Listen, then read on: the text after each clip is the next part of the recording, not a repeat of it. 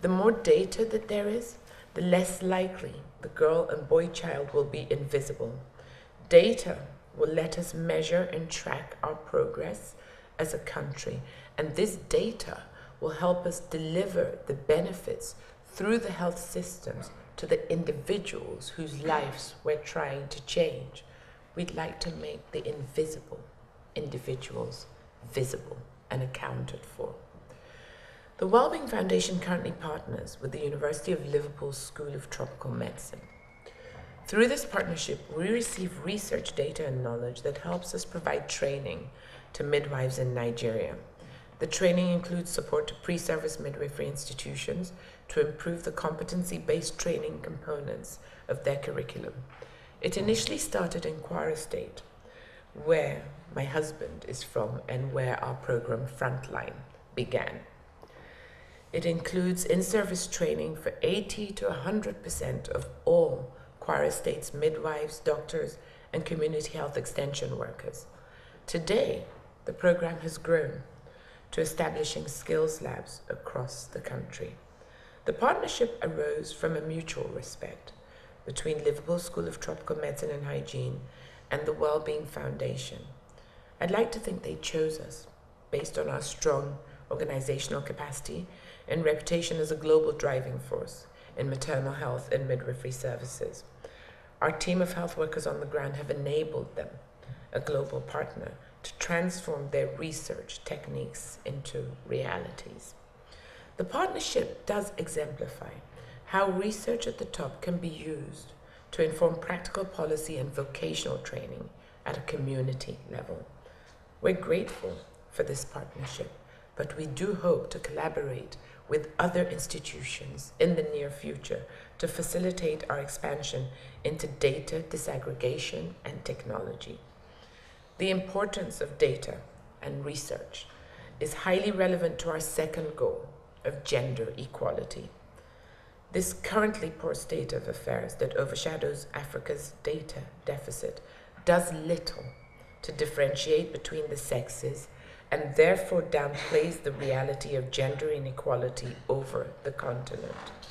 Girls and women have specific needs and face challenges that are unique to their sex. It's therefore imperative that these differences are addressed so that they can be fixed. Research institutions such as Cambridge are the key to the data revolution that the world needs, particularly in Africa. And through this revolution, we can unveil the realities that remain concealed by insufficient, muddled data that hinders our objectives. We do need to have this data revolution in Africa to give us an accurate indication of who, what, and where our attention is needed. Partnerships and collaborations between the UK and African institutions, such as the University of Cambridge, can and will provide the key that Africa needs to unlock its potential. And on behalf of the Wellbeing Foundation Africa, I thank the University of Cambridge for recognizing the necessity of education to achieve this end. Without education, we are disempowered without knowing that we are disempowered. For many girls and women across Africa, a lack of health education is actually fatal. The simplest educational tools can mean the difference between life and death. So education enhancement in the health system is both life-saving and life-giving. Domestically, an array of economic and social factors prevent the necessary education to unite mothers and midwives as the first line of defense against maternal mortality. The lack of formal education or access to health systems conspire to create a narrative in which assisted birth is painted as a superfluous waste of money. Well-meaning husbands and fathers often dissuade expectant mothers from seeking frontline health support due to lack of funds, no proximity to a hospital or birthing center, or even due to disrespect for midwifery as a profession. As such, 20% of Nigerian women go through the childbirth process completely alone, unassisted by any attendant. It's hard to blame the individuals. when access to life-saving health interventions are prohibitive from a government perspective.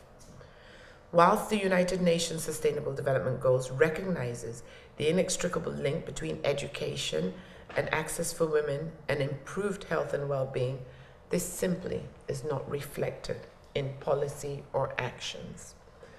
Male policymakers who dictate the working conditions and compensation for midwives often fail to value them adequately.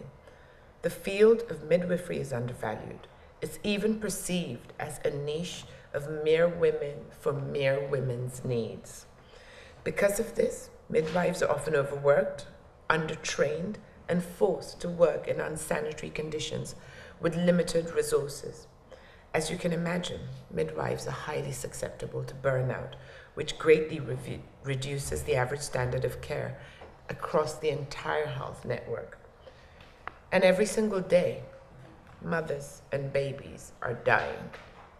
It's not acceptable that in societies like Nigeria, only the wealthy metropolitan women are educated enough to understand the necessity of respectful maternity care. The experience of bringing life into the world need not be traumatic. It need not be dangerous. It should be dignified, safe, and accessible. Expectant families and midwives must be brought together to redress the gender disadvantages within African health systems. Synergy can be made between healthcare providers and the governmental bodies to promote midwives as the heart of health solutions. The title midwife must become synonymous with security, safety, and emotional support, not only in educated circles, but in all of them.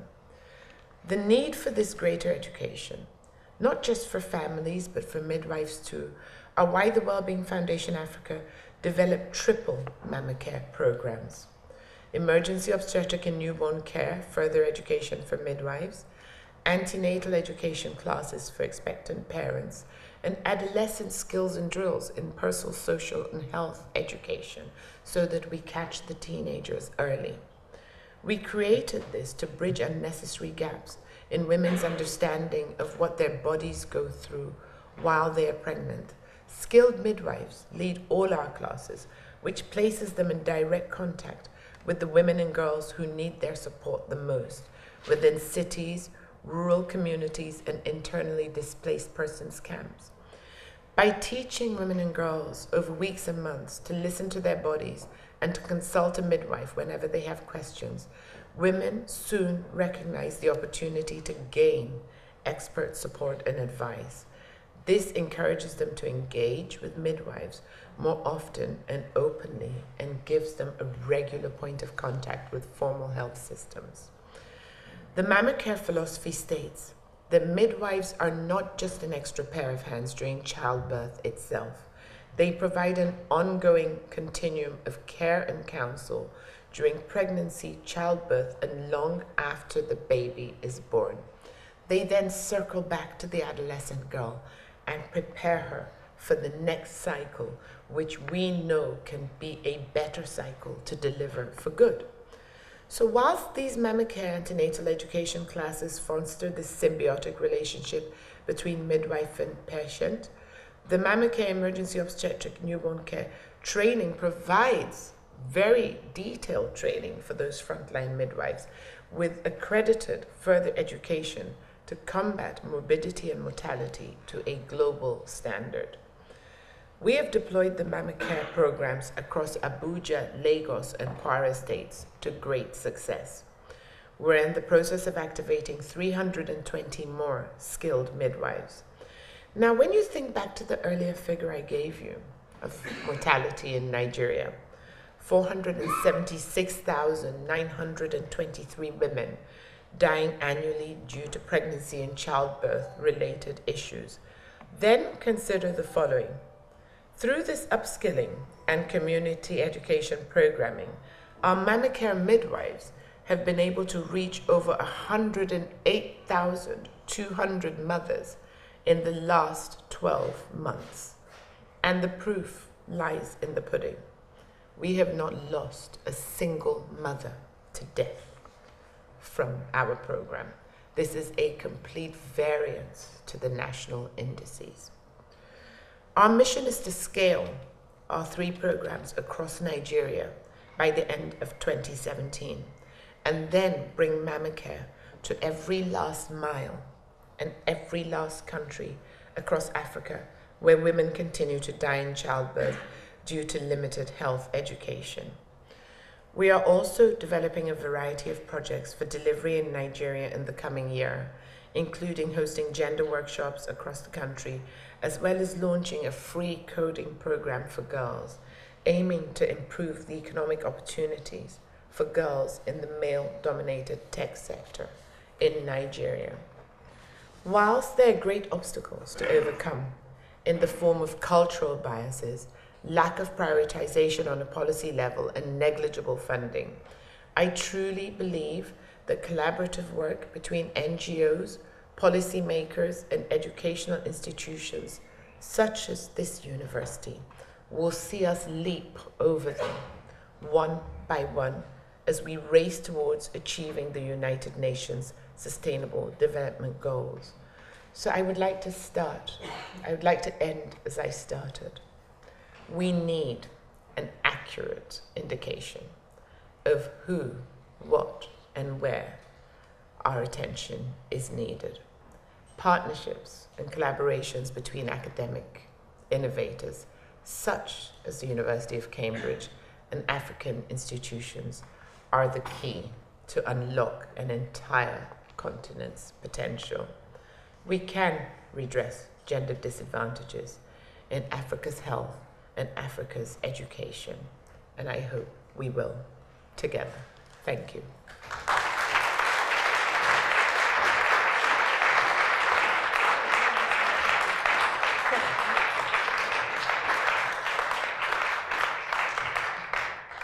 Thank you very much, Madam Ambassador. It's such a moving story. And when she started, I was quite depressed because the figures are depressing. But then she moved on to solutions and then called for research and collaboration. So this is an excellent introduction to the session. We are running a bit out of time, but if there's a question or two, I'm sure she would like to answer them. Anybody has a question? Thank you. If, with midwifery services, the key is the capacity of midwives also to be able to escalate practice to tertiary care centres in the system to make them really effective. How much support are you getting from state and national agencies to support the